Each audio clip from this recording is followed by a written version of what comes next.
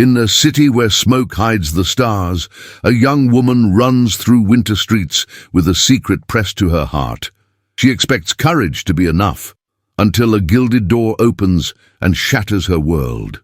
One betrayal, one forbidden child, one iron baron who must choose between profit and penance.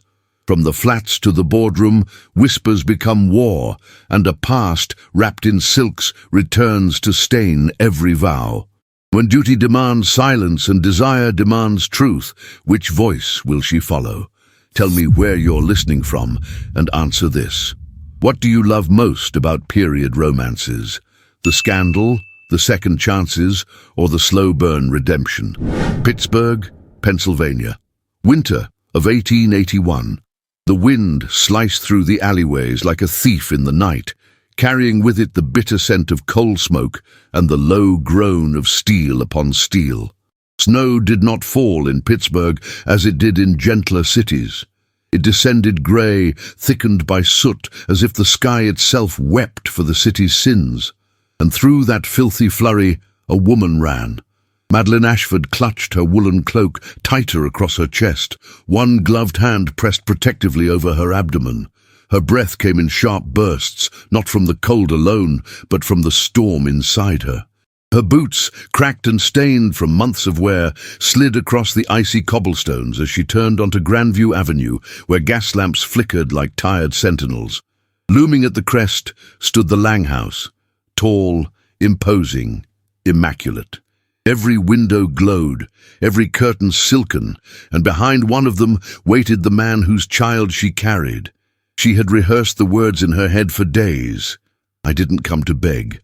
I only thought you had the right to know. But now, with her pulse a war drum in her ears, no sentence could steady her trembling fingers. A brass knocker shaped like a lion's head glared down at her as she reached the great oak door. She did not use it. The side entrance was known to her from visits past, discreet, unmonitored. Victor had always preferred shadows over spectacle.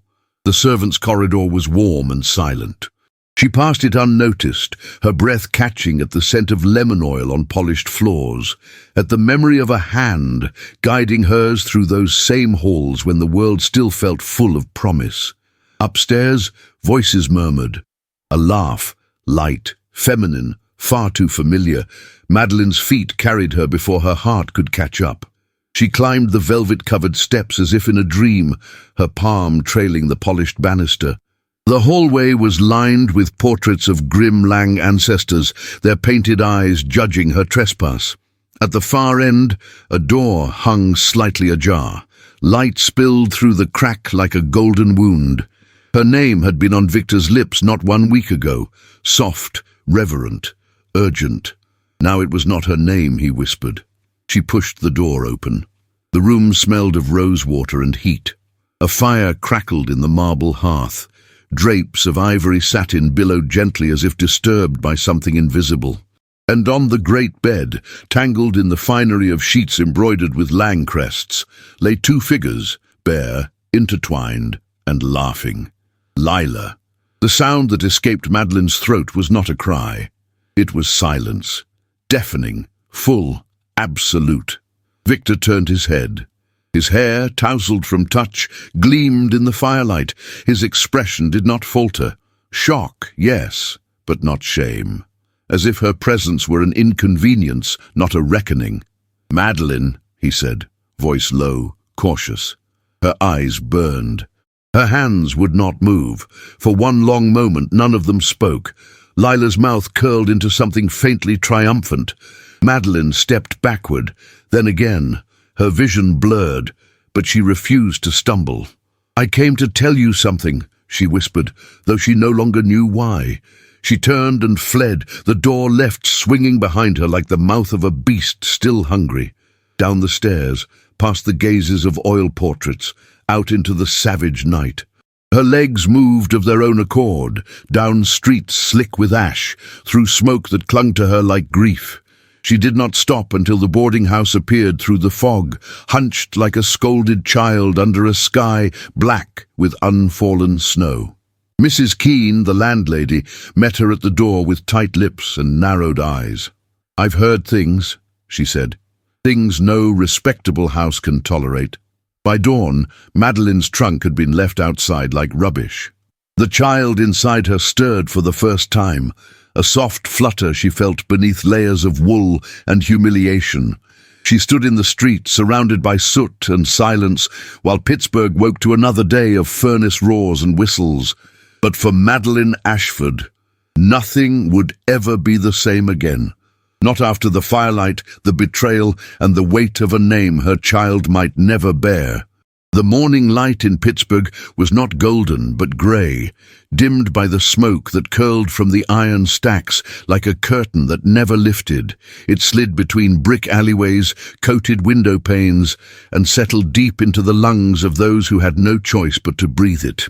In this city where the sun rarely touched the ground, a woman stood among ashes, one hand resting against the slight curve of her belly, the other gripping the handle of a worn leather satchel. Madelyn Ashford had not wept. Not when the landlady threw her trunk onto the icy walkway, not when neighbours turned their faces to the shutters as she passed, not when whispers followed her like shadows down tenement halls. The tears belonged to another time, before truth turned cruel and comfort became a memory. Now, wrapped in her heavy grey cloak, bonnet low over her brow, she walked the streets with a quiet defiance that stung sharper than any shout. Her breath fogged the air as she moved toward the district behind the furnaces, where workers trudged with soot-covered collars, and the smell of scorched metal lingered in the wind.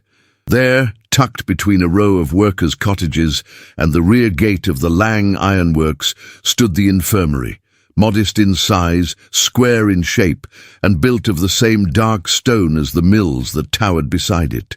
She paused at the door. For years she had handled numbers, not wounds. Her hands had written figures with calm precision, not held cloth to bleeding flesh. But she needed a place, any place, that would see her as more than the sum of whispered sins. The door creaked open before she could knock. "Come in or freeze where you stand," said a voice dry as winter bark. Inside, the air smelled of liniment, iron, and warm bread. The woman who stood behind the desk was broad-shouldered, middle-aged, and built like the frame of a fireproof wall. Her greying hair was braided beneath a linen scarf, and her brown eyes held the weight of having seen too much. "I'm looking for Mrs. Hollander," Madelyn said, lowering her hood. "You found her. If you're bleeding, sit. If you're working, speak. I'm looking for work. I can keep books." Mrs. Hollander raised a brow, unimpressed. "You and half the widows in the flats. What makes you think I need another?" Madelyn stepped forward, slowly removing from her satchel a leather-bound ledger and placing it on the desk. Each page inside was clean, meticulous, and written in a hand as steady as a clockmaker's pulse. "I don't ask for charity," she said softly, "just the chance to earn my bread without lying about who I am." There was a long silence. Mrs. Hollander looked at the ledger, then at Madelyn's eyes. Whatever she saw there was not desperation, but resolve. "The pay is copper, not silver," she said at last. "You'll work long hours, and I don't have patience for tears. Then we'll get along just fine." By noon, Madelyn was seated in a corner of the infirmary office with ink-stained fingers and a pile of outdated records to sort. Her coat hung on a nail by the stove, her boots dried beside it. She did not speak unless spoken to. The room buzzed with low murmurs from behind a canvas curtain, where a young boy coughed through cracked lips while his mother sat reading a psalter aloud. That evening, as the sky turned the colour of iron slag, Thomas appeared at the door. "Mady?" She rose slowly. Her brother, still wearing his work boots and smelling of smoke and steel, stared at her with confusion and quiet alarm. "They said you left the boarding house," he murmured. "That you—" "I'm fine," she interrupted. He stepped closer, eyes searching her face. "Is it true about Victor Lang?" Madelyn's heart turned to lead. She did not nod. She did not speak. But in her stillness, he read enough. "Damn him," he breathed. "And damn her too. I saw them, at the races, all smiles like the world owed them ribbons. "I don't want to speak of it," she whispered. "Please." Thomas hesitated, then reached out and placed a coal-roughened hand over hers. "You always stood up for me, Maddie. When I got blamed for Father's firewood going missing, when the mill refused to hire me, I'll stand up for you now, no matter what the neighbors say." She turned her face away. She could not bear kindness tonight. The next morning, word spread through the neighborhood like dry straw catching flame. "She's working down by the mill. Can you imagine the nerve? I heard she barged into Langhouse without invitation, pregnant and not a ring in sight. Her mother would have died of shame if she hadn't already." Madelyn walked through it all with her chin level and her eyes forward. She did not rise to defend herself, nor did she apologize. When Lila's name came up in whispers, she did not flinch. But inside, something scorched and sharp began to grow, something harder than sorrow. That same week, Victor Lang sent a letter. It arrived not at the infirmary, but at Thomas's home, sealed in thick vellum, bearing the Lang crest. Inside was an offer written with exquisite civility, a financial settlement, private and sufficient, enough to see her housed in a better district, away from gossip and scandal. The words were careful, polished, distant. Madelyn read it once, then twice. Her hands trembled not with temptation, but with insult. That night she walked to Langhouse, not through the front door, but to the service gate. The porter let her in, wide-eyed and wary. She did not wait in the parlour. She handed the letter back to a footman, unopened, and turned on her heel. Victor, watching from the top of the stairs, did not call her back. Later, he sat alone in his study, a decanter untouched at his elbow. A fresh sheet of stationery rested before him. His pen scratched out sentence after sentence. "I should have turned to you first. You deserved better than silence. It wasn't what you think." None of it was enough. He crumpled the page and dropped it in the fire. Back in her shared room above the infirmary, Madelyn sat beside a flickering oil lamp, needle in hand, mending the hem of her only winter dress. Her fingers moved with practiced care, but her thoughts were elsewhere. She had chosen the harder path, not because it was noble, but because it was hers. Outside, the wind howled down the alleyways. The mills never stopped, and neither would she, not until the ashes beneath her feet became the ground on which she stood tall. The days turned darker in Pittsburgh, not from the waning of winter, but from the blackening of skies that never cleared. The clang of metal and the endless hiss of steam created a ceaseless song of labor that echoed from the riverbanks to the tenements. Inside the infirmary, Madelyn Ashford sat by the window, her eyes tracing numbers with the same quiet concentration a midwife might use when listening for the faint heartbeat of an unborn child. Each figure, each date, each smudged signature held meaning. She had learned that paper did not lie, people did. The infirmary ledger was a thing of humble construction. Brown leather frayed at the corners, pages stained with fingerprints and the occasional drop of blood. It was there she began to see them, patterns that didn't belong.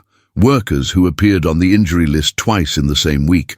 Men treated for burns severe enough to maim, only for their names to vanish from the follow-up records. Safety inspections signed by a foreman who, according to rumor, had taken leave to bury his mother in Ohio that month. At first, she doubted herself. It could be carelessness, a rushed pen, miscommunication between departments. But Madelyn had lived in the shadow of mills her whole life. Her father's lungs had filled with soot long before his time, and she had seen how quickly truth could be buried under coal and coin. Still, she said nothing. Not yet. Not until she could be sure. The weeks passed. Her belly began to swell, still hidden beneath shawls and apron folds, but the weight reminded her daily that every decision mattered now. Then came the morning of the accident. It was a Tuesday. Cold, windless, and heavy with an eerie stillness. Thomas had kissed her forehead before dawn and left with a whistle on his lips and his lunch pail swinging like always. By mid-morning, the air cracked open with the thunder of an explosion. The blast shook the walls of the infirmary. Windows rattled. Dust fell from the rafters. Then came the sound of running boots, shouting, and the low, terrible wail that meant blood. Mrs. Hollander burst into motion without a word. Madelyn followed. The injured arrived in waves, blackened faces, torn clothing, coughing men and boys dragged in by co-workers whose own hands trembled too violently to help. Smoke clung to them like despair. The foreman barked names, but there were too many bodies and too little order. "Where is he?" Madelyn asked, her voice a thread. No one answered. She moved through the crowd, past the cots hastily laid out across the floor. Then she saw him. Thomas lay on the ground near the back wall, a gash across his forehead, and one arm bent at an unnatural angle. His shirt was scorched, the skin beneath already blistering. She dropped to her knees beside him. "Thomas," she whispered. His eyelids fluttered, his lips dry. "Boiler!" he rasped. They knew. Madelyn's heart turned to ice. She stayed by his side until he was sedated and bandaged, his breathing shallow but steady. Then she stood, her face pale, but her jaw set with a strength no storm could shake. She went back to the ledgers. In the hours that followed, she pulled from shelves and drawers every record she could find. She cross-checked dates, labor rosters, safety evaluations, shipment logs. It was there, buried in columns of ink, a paper trail of deceit, thinly veiled behind inflated numbers and forged signatures. The same boiler that had exploded had failed inspection a month prior, but the document had been altered. The superintendent, a man named Fletcher Dean, had signed off on repairs that were never made. Worse still, the man's name appeared in injury logs, with falsified medical remarks, downplaying the severity of past accidents. It wasn't negligence, it was orchestration. Madelyn's hands trembled, not from fear, but from rage. The next day, she dressed in her plainest brown dress, pulled her shawl tightly around her shoulders, and made her way to the Lang Ironworks. She did not request an audience. She walked past the guards with a ledger in hand and a fury in her veins that no man could ignore. Victor's secretary rose from her desk in alarm as Madelyn swept through the grand doors of his office. He looked up, startled, but only for a moment. He had not seen her since she returned his letter. His eyes flicked to the swell beneath her coat, then to the ledger in her hand. "Madelyn," he said, rising. "I don't want civility," she said sharply. "And I don't need apology. What I've brought you is truth." She placed the ledger on his desk and opened it to a page marked in red ink. "These are the names of your men," she said. "Injured, forgotten, lied about." Victor said nothing. He took the book in his hands and began to read. The silence in the room was not empty. It pulsed. Madelyn watched him closely. He read quickly but not carelessly. As he turned page after page, something in his face changed. The carefully composed mask slipped. His throat worked, and when he looked up again, the certainty in his expression had cracked. "I didn't know," he said quietly. "No," she said, her voice like a blade. "You didn't ask." He closed the book. "What do you want from me?" "I want the truth to matter," she said. "I want Fletcher Dean removed. I want proper inspections. I want the names of every man injured to be accounted for, and I want that clinic we both know you only promised to silence me, built, in full, now. You come here with demands as if I have nothing left to lose," she interrupted. "You're right, I don't. But you have everything to answer for. This isn't about my child. This is about the men whose blood fuels your fortune, about the families that bury them in pine boxes without knowing who to blame." Victor stepped away from the desk, his back to her, one hand gripping the edge of the fireplace mantel. "I can't undo what's been done." "No," she said, "but you can choose what you become next." The air between them burned, not with desire, but with something deeper, a tension born of betrayal and reckoning. She turned to leave. He did not stop her. Only after the door closed did he sink into his chair, the ledger still open before him, his own name now inked in judgment among the columns of those who had chosen silence. Outside, the wind rose, the furnaces roared on. But for Madelyn Ashford, the path was no longer marked by survival alone. Now it was justice she carried in her hands. Justice and a name that would not be silenced. The first time Victor Lang stood near the open furnace without the comfort of tailored wool or the distance of command, he understood what it meant to feel heat as judgment. The canvas coat they had given him reeked of smoke and sweat. The leather gloves were too stiff at the fingers. The brim of the soot-darkened cap itched against his brow, but he did not complain. Not when the foreman watched him from the corner of his eye, and not when a passing worker paused mid-stride, startled to see the Iron Baron himself walking the catwalks above the blaze. It was not guilt alone that had driven him there. It was the sound of Thomas Ashford's shallow breath echoing in the silence of his office after Madelyn had left. It was the ink smeared across the ledgers she had laid before him, as if truth itself had bled. And it was the memory of her eyes, hazel, steady and unflinching, as she dared him to become something he had never been before. He descended the steel stairs slowly, the soles of his boots scraping over metal. The roar of the furnace throbbed in the walls. Sparks floated like fireflies through the air. The men worked in practiced rhythm, bodies gleaming with sweat, sleeves rolled up, jaws set in silent endurance. He passed them one by one, some startled, others skeptical. No one spoke to him. Not until he stopped beside the very boiler that had ruptured 2 weeks prior. It had been repaired, on the surface at least. A new valve, fresh bolts, paint to cover the scorched seams. But Victor stepped closer. He reached out and ran a gloved hand along the curve of the tank, then crouched beside the foundation where the brickwork told a different story. Cracks filled with mortar. A corner braced hastily with mismatched iron supports. "Looks good, don't it?" said a voice behind him. He stood and turned.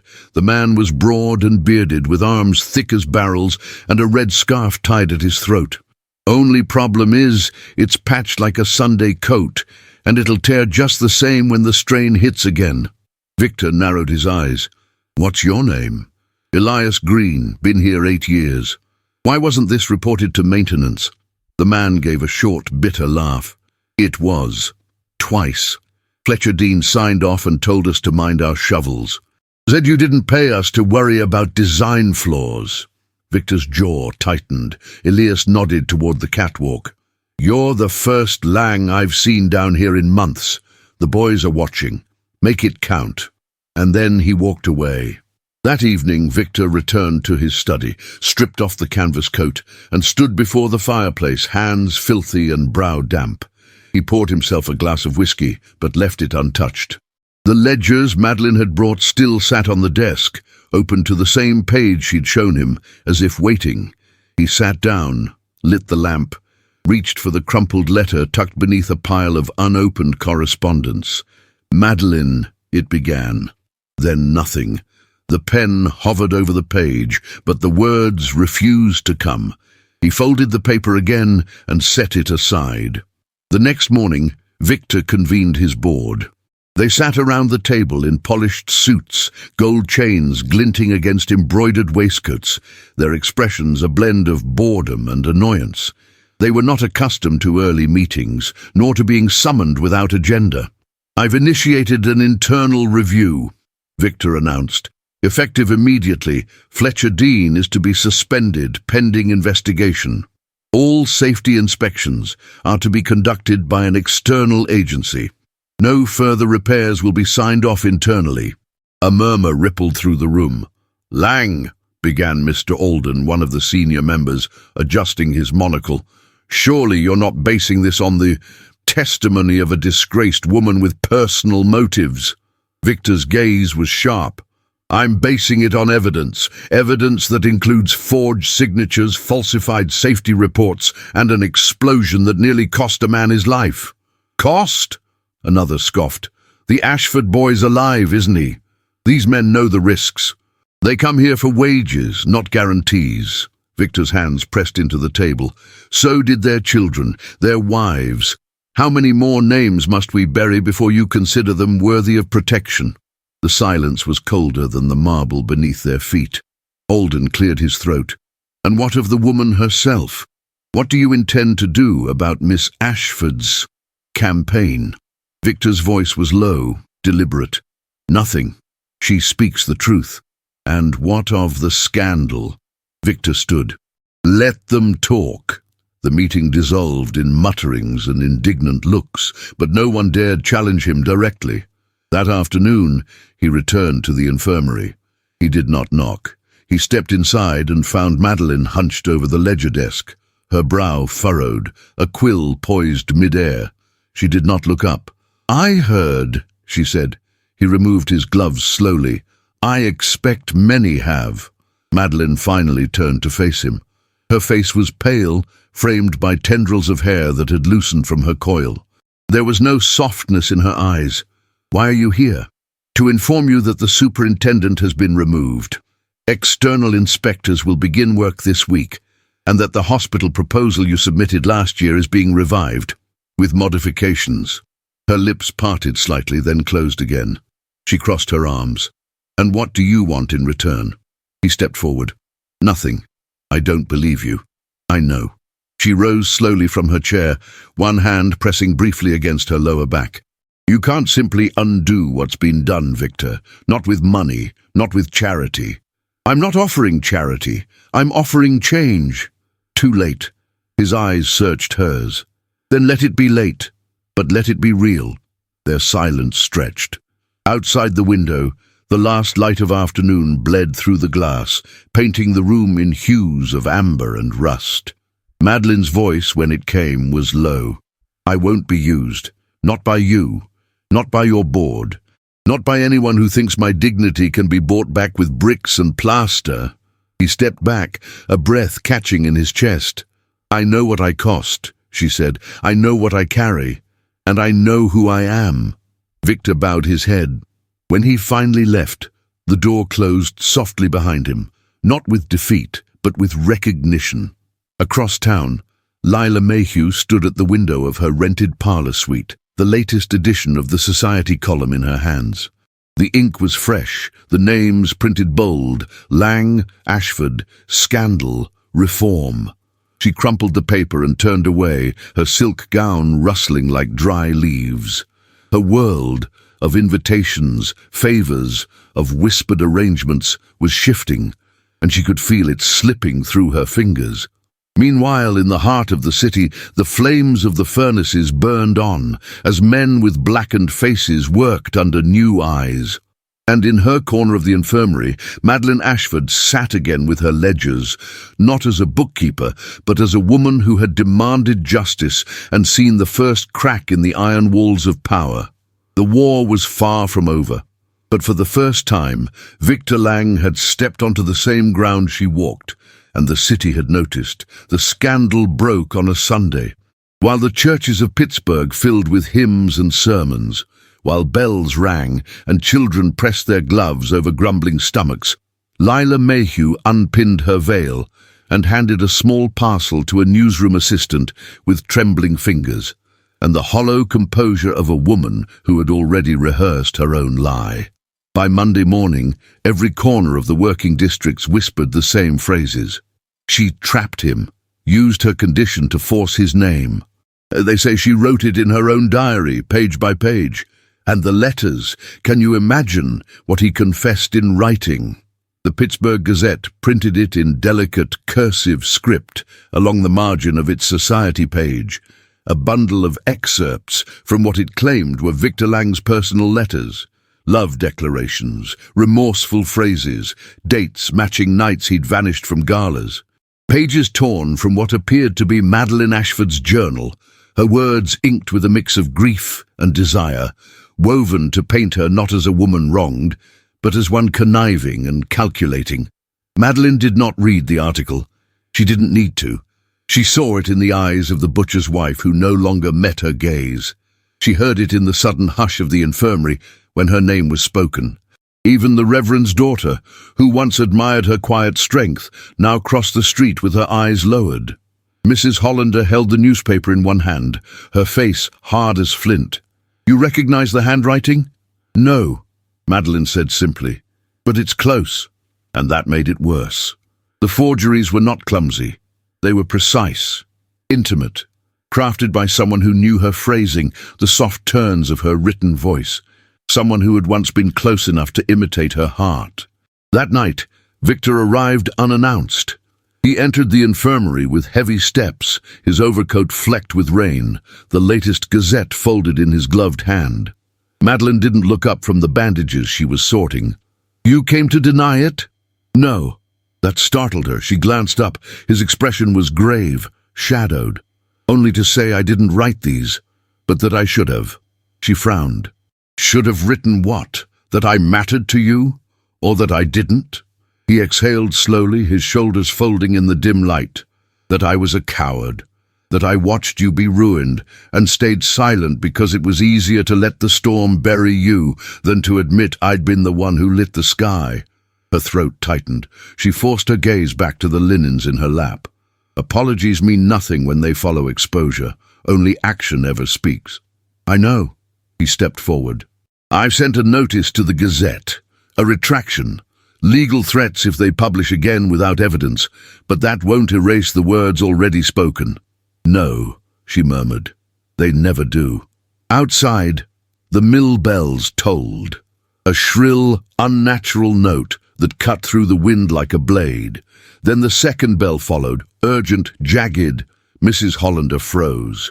"That's the emergency signal." Victor turned. "The number 3 smelter." Madelyn stood. "That building was shut for repairs. Dean's crew was spotted near it this afternoon," Victor said grimly. They moved in unison, coats thrown on, boots splashing through puddles as the night erupted in sound. By the time they reached the mill grounds, flames were already visible, licking through the east wing of the brick structure. Sparks rose into the air, carried by the wind toward nearby sheds. Men shouted orders. Buckets were passed in frantic lines. A steam hose belched water in gasping spurts. Chaos blurred everything.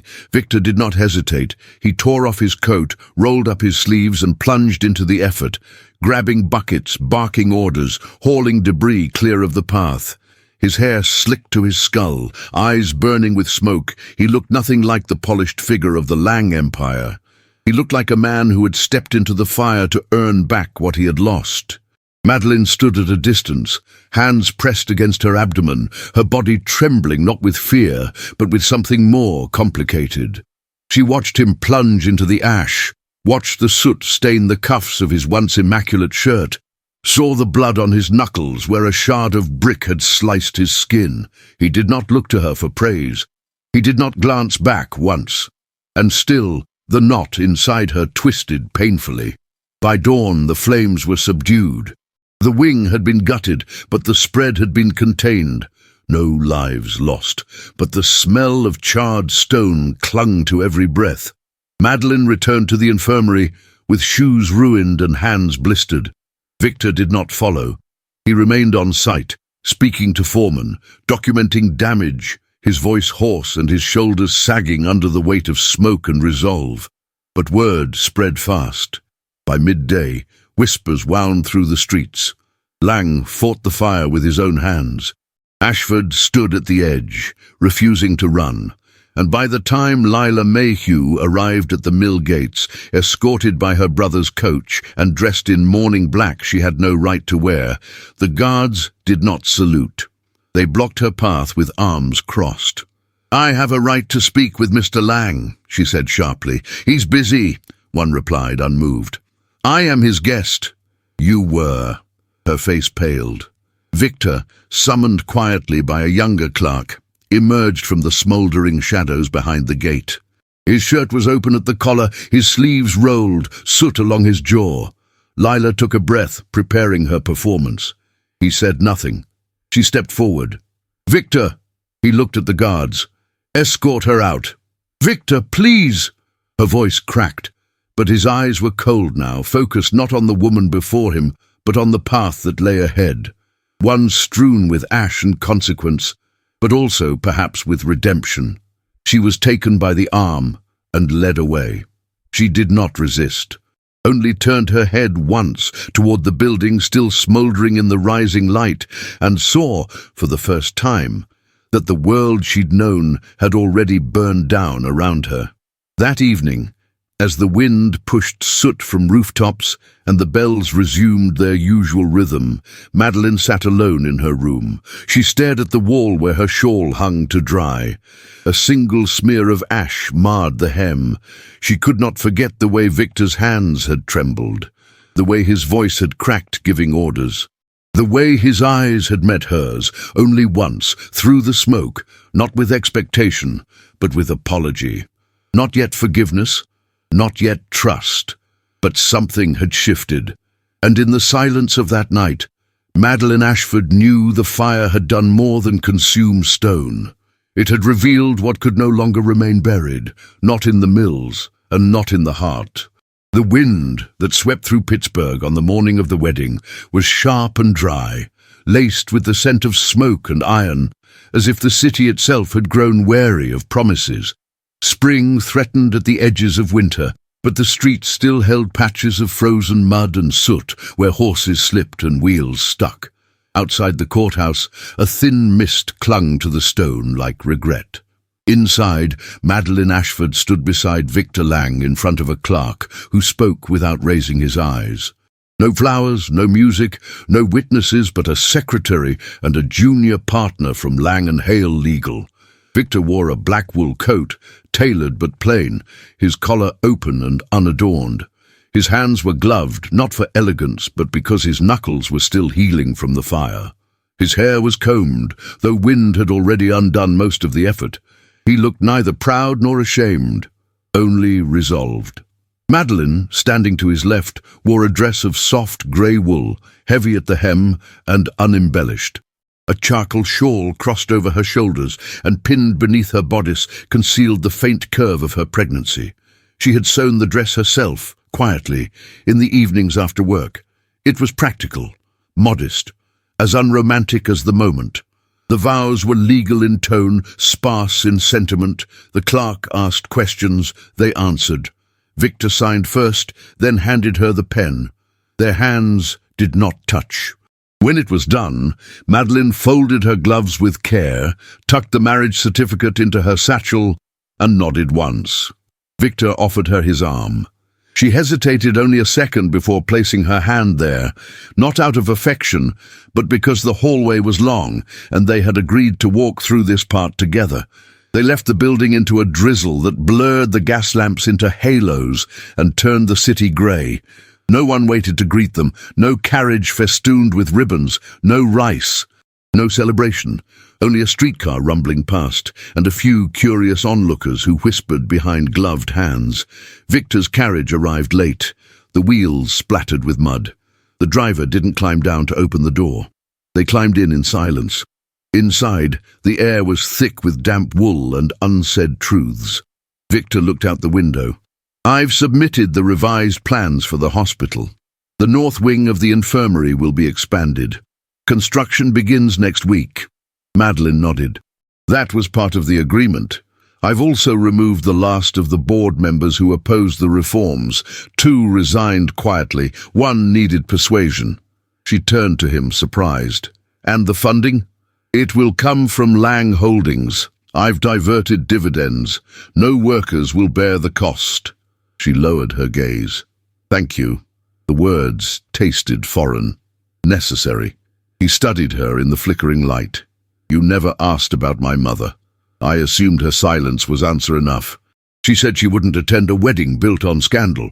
She's right, Madelyn said quietly. It's not a wedding. It's a contract. His jaw tensed. Yes. The carriage fell into silence again. When they arrived at the Lang townhouse, the front door was already open, waiting. A few servants lingered inside, cautious and stiff. None smiled. Victor helped Madelyn from the carriage. This time, her fingers met his glove without pause, just for balance. The entry hall smelled of beeswax and old roses. Her boots echoed against the tile as she stepped inside, the grey of her dress blending into the shadows of the room. He gestured toward the staircase. Your rooms are on the east wing. Mine are opposite, but the house is yours now. You need not ask for space. She turned to face him fully. "I won't play the dutiful wife in front of your peers," she said. "I won't attend luncheons or sit for portraits. I'm not here to decorate your legacy." "I know, and I won't allow anyone, your mother, your board, society, to dictate what kind of mother I'll be." He met her gaze. "Nor would I." Her expression softened only slightly. "Then perhaps this might work. Perhaps." He nodded once and turned away. She climbed the stairs without looking back. That night the rain came hard. Madelyn stood by the window in her new room, fingers trailing the glass. Below, the garden paths glistened, puddles catching the light from the kitchen hearth. She could see his window across the courtyard, lamplight burning low, unmoving. A maid brought her supper on a silver tray.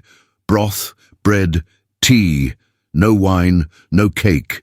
She ate in silence, then unpacked her satchel and placed her single dress in the wardrobe beside a row of untouched gowns sent weeks ago by courier.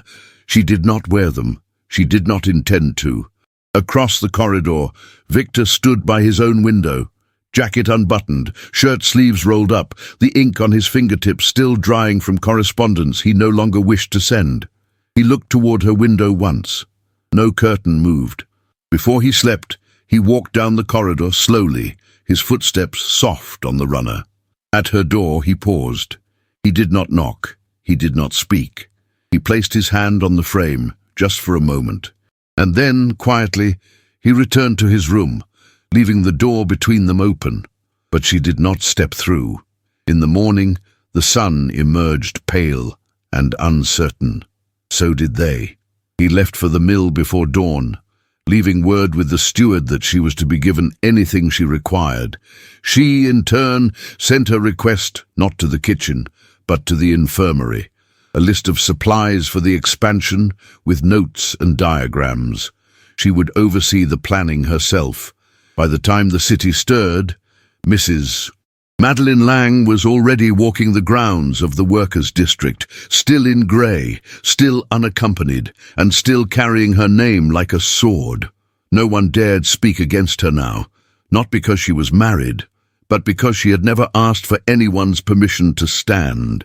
The marriage was quiet, but it had changed something, not in the eyes of society. In the eyes of a man who had once thought paper and power would shield him from the fire of his own conscience, and in the heart of a woman who had learned long ago to build her dignity from the ashes. The sound of hammers echoed across the flats, like a hymn reborn, not solemn but resolute. Metal struck wood with rhythm, and the steady creak of scaffolding rising over the infirmary grounds spoke of something once unthinkable. Renewal. It began with foundations. Not just the kind poured into earth, but the kind etched into memory, into every worker who passed Madelyn Lang in the street and tipped his cap, not out of obligation, but out of recognition. She did not sit behind a desk issuing orders. She walked the muddy paths in her worn boots, shawl drawn tight around her shoulders, clipboard in hand, speaking to labourers with the same tone she used to greet midwives and widows. She took notes as they spoke. Names, dates, injuries. Not numbers, but stories. "That pipe burst and blinded my husband in one eye," said a woman with a baby strapped to her back, sleeves rolled to her elbows, arms chapped from soap and steam. "They gave him half wages for 3 weeks. No doctor came." Madelyn wrote her name down. Margaret Day. In another house, a boy no older than 12 sat hunched on a crate, his right hand missing 2 fingers. "It was the press machine," he whispered. "They said I shouldn't have touched the lever, but no one trained me." His name was Eli. His mother, silent with shame, offered Madelyn tea with shaking hands. She took every story, every truth, and carried them back to the infirmary office, where she crafted not only reports but petitions, documents with the weight of sorrow behind them. Victor read everyone. In the evenings, he sat in the same room now converted into a planning space, sleeves rolled, the scent of sawdust clinging to his clothes. He read by lamplight, jaw clenched, pen hovering above proposals. He signed where she asked him to, but not blindly. He questioned, listened. More than once he said nothing at all, just held the page longer than necessary. He no longer arrived with fanfare. He came by foot, boots muddy, hair tousled by wind. He carried crates, helped stack beams, stood alongside the foreman as they discussed logistics. When workers gathered for midday stew, he sat beside them on overturned buckets and ate the same ladled broth. No cravat, no coat of velvet, only the soft creak of worn leather gloves and a voice that no longer ordered but asked. The first time Madelyn saw him laughing with a crewman, shoulders relaxed, teeth flashing briefly in a smile that didn't seem practiced, she paused behind the scaffolding, hidden. He looked younger there somehow, less monumental, and that frightened her more than any confrontation. She returned to her desk with her heartbeat unsteady and her pen trembling slightly in her grasp. Could a man like Victor Lang truly change? Or was this simply the latest mask of privilege, reform, draped in humility? One afternoon she arrived to find him already inside the infirmary, sleeves rolled past his elbows, helping Mrs. Hollander ladle soup for the line of patients that had formed outside. "You've overstepped," she said quietly as she approached. He turned, brow lifted. She asked for help. She always asks for help. "You're not a nurse." "No," he replied, handing off a bowl. "But I know how to serve." The words struck her like a match against stone. She watched him for a moment, the way he handled the ladle without ceremony, the way the workers greeted him, not with forced deference, but with simple nods. Later that evening, alone in her room, Madelyn placed her hand over her stomach and closed her eyes. A new thought had taken root. Not trust, not yet, but a question. What if he was no longer the man she remembered? And what if that was more dangerous than the man he once was? Beyond the growing harmony of the flats, the city's high parlours bristled with unease. Lila Mayhew, who had once dined at the Lang table with impunity, now found her invitations quietly rescinded. Her visits were met with polite absences. Her name whispered with clipped curiosity. She could not bear it. So she acted. Again. More letters were released. This time, handwritten notes from Victor's early courtship, scribbled apologies, unsent gifts. Some real, some skillfully forged. But now, the tide had turned. The same papers that once published them with relish now offered editorials of doubt. The Gazette printed a column titled "Reform or Ruin, the New Face of Industry at Lang Iron Works." And beneath it, a quote from an unnamed foreman. "It's her doing, the woman who made the Iron Baron bleed." The workers said it more bluntly. Madelyn Lang put him on his knees. Some meant it in reverence, others in warning. But the truth was undeniable. Victor Lang had become a man watched not for power, but for penance. One afternoon, Madelyn arrived to find a wooden bench freshly placed near the construction site, carved with a single inscription, "In honor of the wives who waited." She stood there for a long time, her gloved hand resting on the back of the bench, eyes wet but unfallen. She did not ask who had placed it. She did not need to. That evening, she returned to the townhouse late. Rain had begun to fall, soft and silver against the window panes. Victor sat by the fireplace reading. He looked up as she entered, said nothing. She removed her shawl slowly, shaking out the damp. Then, quietly, she sat across from him, folding her hands in her lap. The silence between them was no longer weighted with accusation. It held something else. Recognition. Respect. The faintest trace of warmth. She spoke first.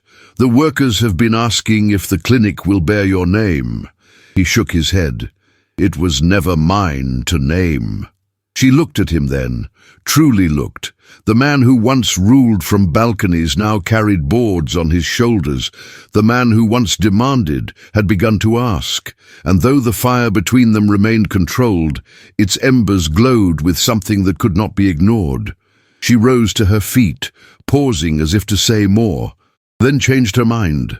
As she climbed the stairs, she did not hear his footsteps behind her. But when she reached her door, it was open. Not as an invitation, as a quiet reminder that this house no longer held locked doors. In the dark below, Victor returned to his reading, the light of the fire dancing across his face. The house was not silent. It breathed, like a city rising, like a man rebuilding, like a woman no longer alone. And outside, the flats spoke her name, not with scorn, but with reverence. The courthouse stood at the edge of the district like a monument carved not to justice, but to power. Its limestone facade rose cold and indifferent over the coal-stained streets, flanked by columns that seemed to guard not truth, but tradition. Inside, the floor gleamed from years of boots pacing with entitlement, and the air smelled faintly of ink, dust, and resignation. But on this morning, the mood was different. The gallery was full before the clock struck 10. Factory workers sat shoulder to shoulder with clerks and seamstresses, their hands rough, their eyes sharp. Beside them, society's curious, ladies in gloves and veils, men in high collars and silk cravats, leaned in for spectacle, not justice. They had come to watch a woman stand alone against a man who once held a pen over her fate. And they had come to see Victor Lang fall or rise, depending on which rumors they believed. At the front of the courtroom, Madelyn Lang sat still as stone. She wore a plain brown wool dress, with a high collar and no adornment, her hair braided and pinned without ornament, her gloves folded neatly in her lap. The room buzzed around her, but she kept her gaze forward, her chin lifted. If she was afraid, it did not show. She had walked through worse than whispers. To her right, a stack of ledgers sat on the bench, numbers carefully notated, red ink and soot-smudged entries testifying to more than balance sheets. They held names, wounds, forgotten hours and unpaid wages. They were the bones of the case, and they were hers. Across the aisle, Fletcher Dean, the dismissed superintendent, whispered furiously to his counsel. His suit, newer than any he wore at the mill, strained against his broad shoulders. His mouth was a tight line. His hands drummed against the table. The judge entered, a man of advanced age and cautious eyes, his robe rustling like wind through old trees. The court rose, and the trial began. Dean's lawyers moved first, loud, precise, practiced. They called the dismissal unjust based on hearsay. They accused Madelyn of personal bias, of conducting unauthorized record-keeping, of forging entries to frame an honorable man. They spoke of her condition with veiled derision, hinting at manipulation, ambition, impropriety. She arrived in Mr. Lang's life under questionable circumstances, one attorney declared. And it seems she intends to remain there by any means necessary. There were murmurs in the gallery. Madelyn said nothing. She waited. When her time came, she did not raise her voice. She opened the first ledger with steady hands and stepped forward. "The ink has not faded," she began, "and neither has the pain behind it." She pointed to pages where names had been crossed out, where entries were rewritten in a different hand, where dates had been altered to mask overlapping injuries. "The handwriting is not mine. The lies, not mine. But the names," her voice caught, "they are the names of men who bleed in silence, who bury their pain for wages that barely feed their children. If I am guilty of anything, it is refusing to look away." She held up one ledger. "This one belongs to Thomas Ashford, my brother. The entry says minor burns and light bruising." She placed it on the judge's bench with care. "He couldn't walk for 2 weeks." The court fell quiet. One by one she presented the ledgers. Some she handed to the bailiff. Others she placed before the jury. When she finished, she returned to her seat, not triumphant, not broken, but composed. Then came the witnesses.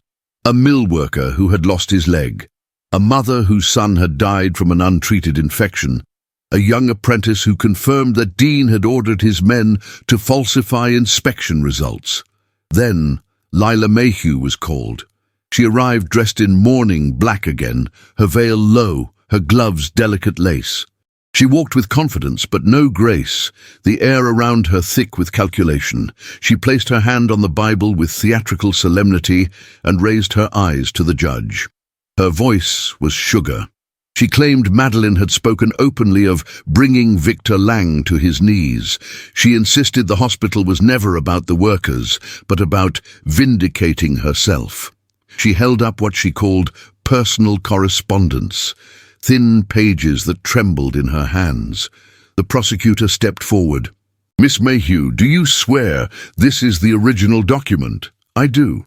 "Then why," he said, flipping the page, "does this ink smear here line up with a draft you submitted to the Gazette 6 months ago?" He held up both pages. The room inhaled. Lila froze. The prosecutor advanced slowly. "And why does this journal entry match the phrasing in a short story you published under pseudonym in The Lady's Companion?" Whispers. A shift in the gallery. Lila's mouth opened and closed, but no words came. "Miss Mayhew," the judge said, his voice hard, "you are warned. Perjury is a crime this court takes seriously." She blinked, trembled, then sat without another word. She would not speak again. And then Victor Lang rose. He walked to the witness stand with a composure that came not from pride, but from humility. He swore his oath with eyes steady, his voice even. "I did not write those letters," he began, "but I did write others I never sent." He turned to face the court. "For too long, I chose silence over action, comfort over truth. I let the machine run because it profited me. I saw injuries filed under routine. I knew the names disappeared. I didn't demand answers because I was afraid of what those answers might cost me." He looked to Madelyn. "Then she demanded what I never had the courage to face." He turned back. "This case is not about her. It's about me. About every man on that board who let another man fall for the sake of quarterly numbers." He stepped down. No one spoke. The judge called a recess. By afternoon, the verdict was returned. Fletcher Dean was found guilty of fraud, falsification of public records, and gross negligence. Sentencing was deferred, but the courtroom knew what that meant. The board of Lang Ironworks, present at the back, exchanged looks heavy with reluctant agreement. The hospital proposal was unanimously approved that evening, and Lila Mayhew, whose name once opened doors, walked out of the courthouse alone. She did not look back. Outside, Madelyn emerged with her shoulders square and her hand resting gently over her child. The workers waited beyond the gate, silent at first. Then someone clapped, and then another, until the courtyard filled with the sound of hands meeting hands, a slow, rising rhythm that replaced all the words they could not say. Victor stood at the steps, eyes on her, but did not approach.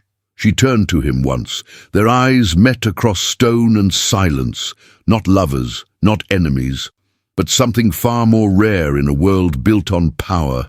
Two people who had stood in the light of their own shadows and chosen to remain.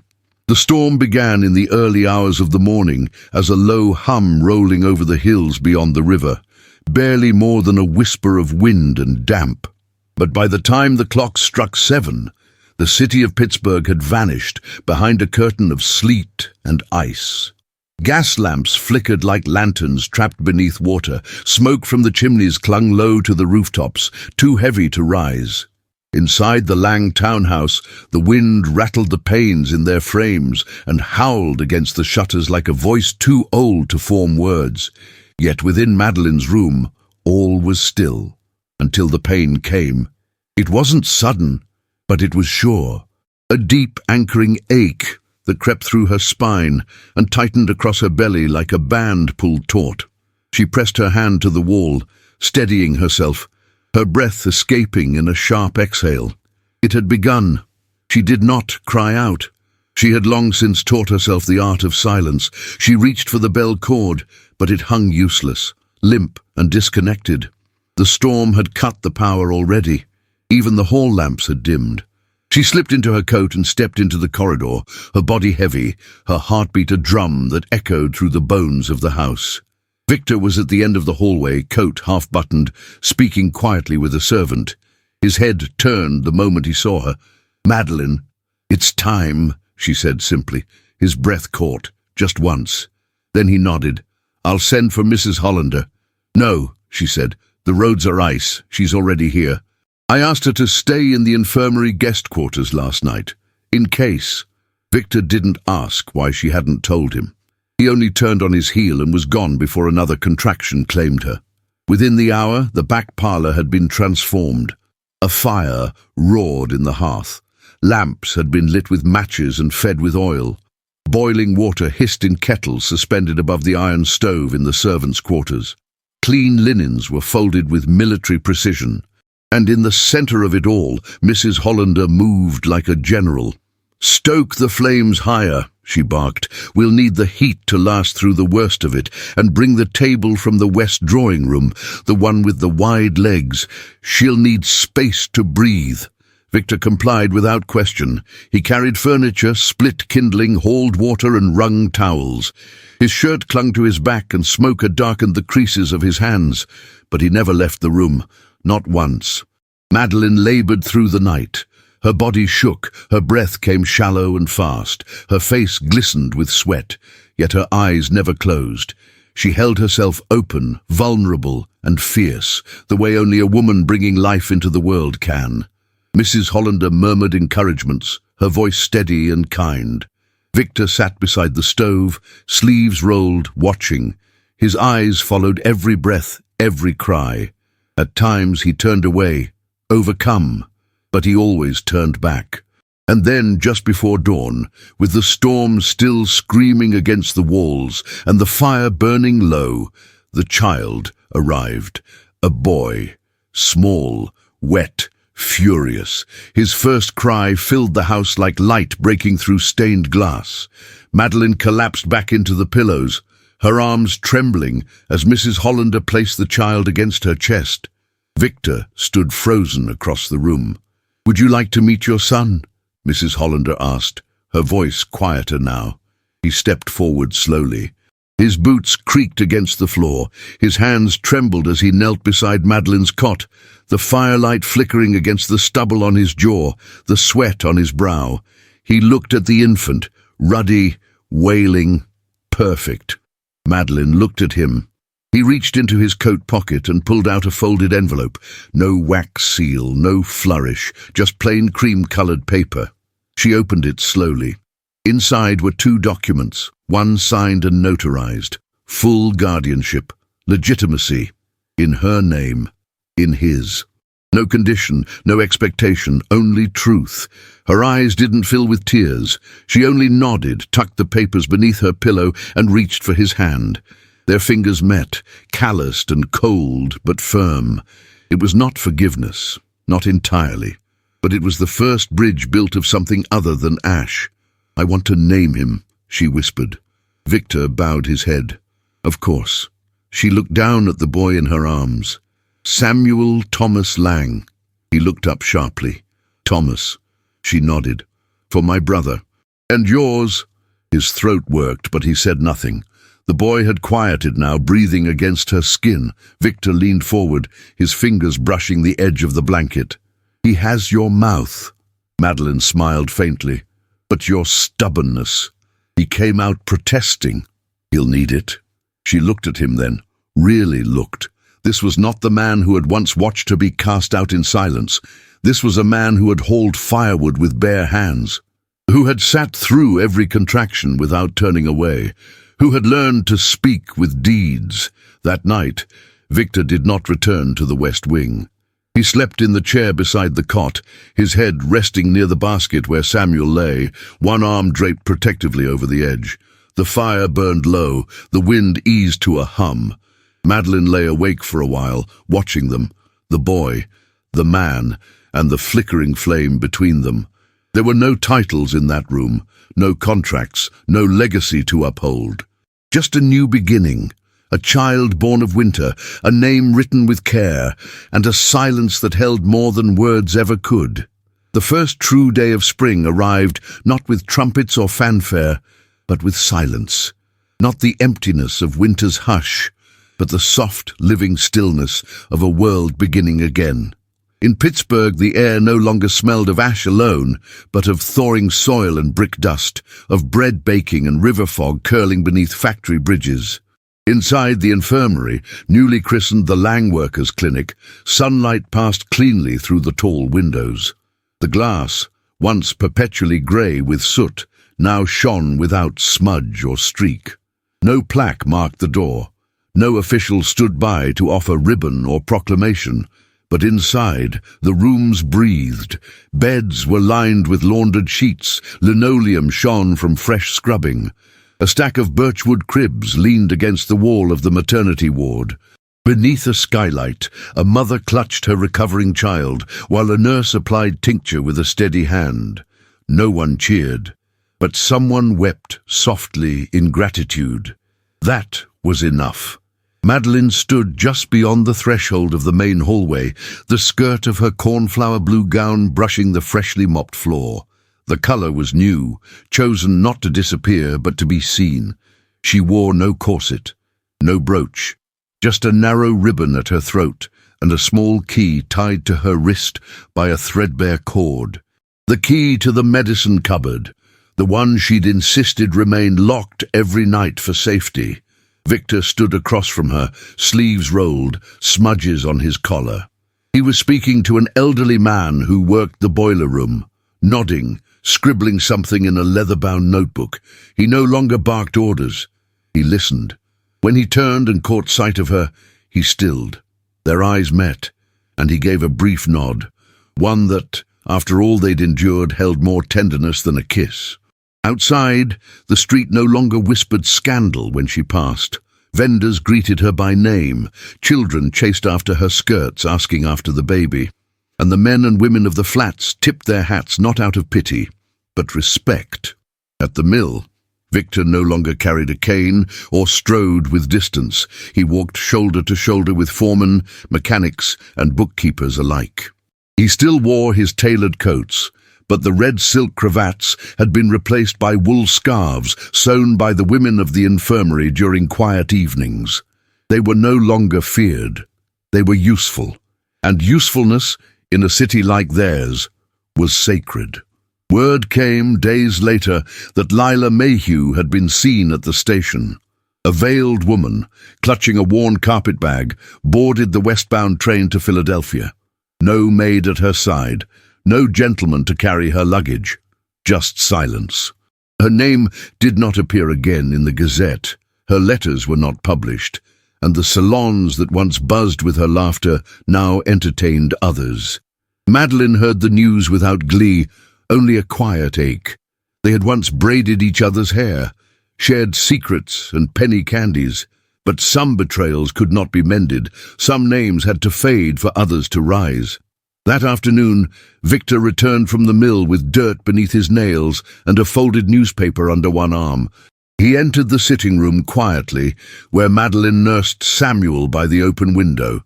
She glanced up. "Something good?" He handed her the paper but said nothing. It was the obituary page. Her eyes searched, puzzled, until she found it. Not Lila's name, but Emmeline Harper's. She looked at him, frowning. "My mother," he said quietly. "She passed last week, in Newport." She laid the paper down, fingers resting over the print. "I'm sorry. She never wrote, never asked to see him." "I know. She left the family estate to the church." "I thought she might." He knelt beside the chair, brushing a finger against Samuel's tiny foot. The child giggled in his sleep. "I thought I'd feel angry," Victor murmured, "but I only feel tired and free." Madelyn reached for his hand. In her touch was no triumph, no "I told you so," only the warmth of someone who had once known the pain of being left behind. They walked together to the river later that week. The city buzzed behind them, but along the water's edge there was quiet. A small wooden bench sat under the willow tree, where the path curved away from the main street. The river was high, but calm. Along the bank, the earth smelled rich and green. Samuel toddled between them, barely steady but determined, his woolen coat far too large, his boots clumping against the soft ground. Victor kept a hand behind him, ready. Madelyn held a cloth just in case, but the boy did not fall. He took 3 full steps and collapsed into the grass with a triumphant squeal. Victor laughed, deep, unguarded. Madelyn joined him, the sound spilling from her throat like a song unstuck. And then, there on the riverbank, in the hush of a new season, Victor turned to her. He held out his hand, not with the solemnity of law, but with the tremble of a man no longer afraid of what he might lose. She took it. Their clasp was gentle, but sure. "I never asked," he murmured. "Would you choose me, if there were no contracts, no mill, no scandal?" Madelyn looked at the sky, then back at him. "I did," she said simply, "when I took your hand in silence." Victor swallowed. "I would ask again," he whispered. "Not as Lang of Pittsburgh, just as the man who wakes each morning with your name in his breath." She reached up, brushed his cheek with the back of her fingers. "Then ask," she said, and he did. They stood on the river's edge and repeated no vows, spoke no rehearsed words. There was no priest, no witness but the wind. But in that moment, they rewrote every promise made in haste, not for the papers, not for the city, but for each other. The mill still stood.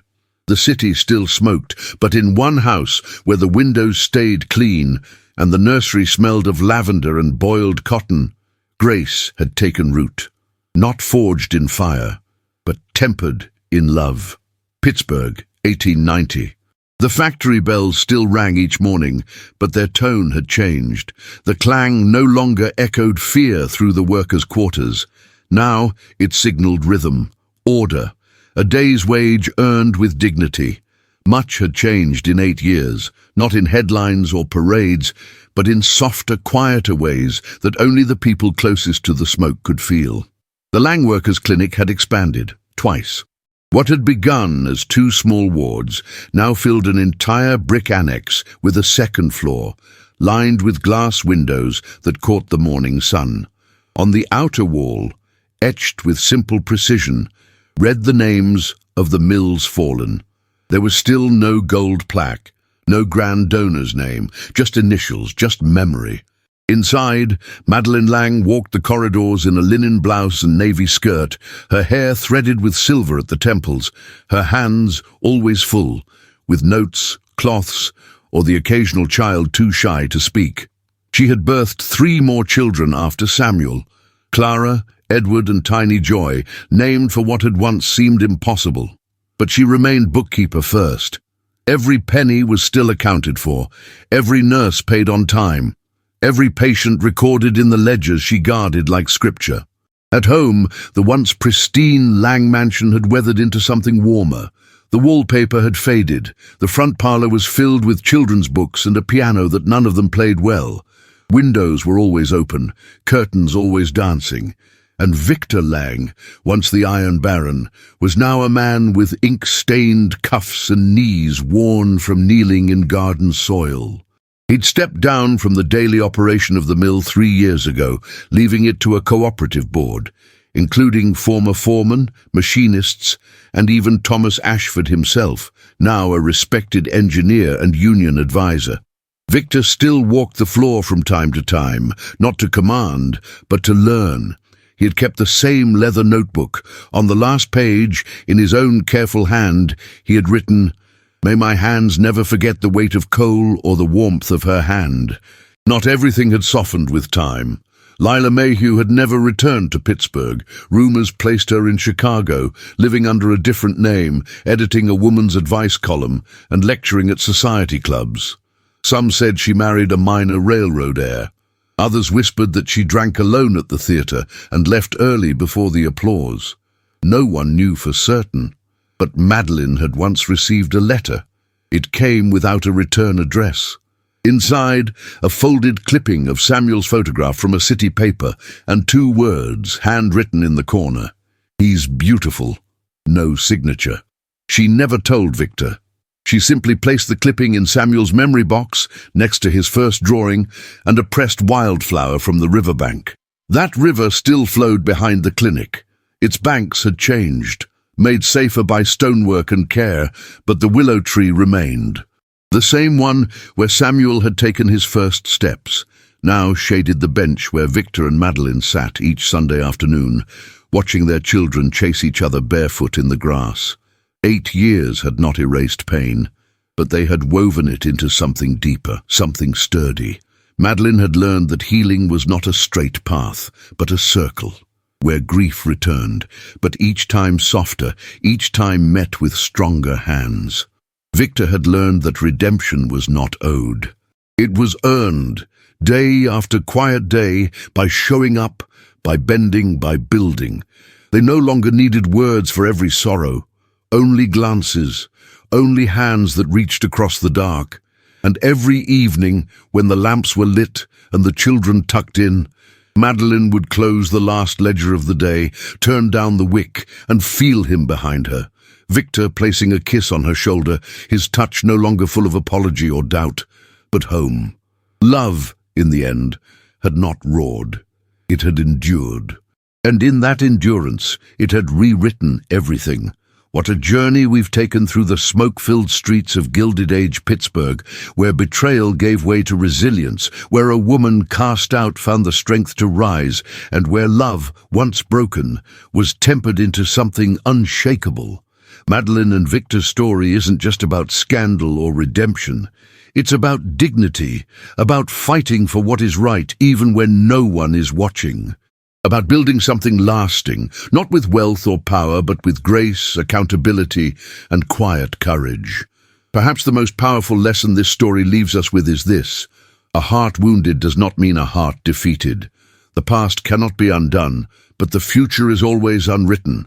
And love, real love, is not forged in perfection. It's built slowly, through change, through effort, and through the daily choice to stay. If you felt moved by this story, if you cried, hoped, or saw a piece of yourself in Madelyn's quiet strength, we invite you to leave your thoughts in the comments.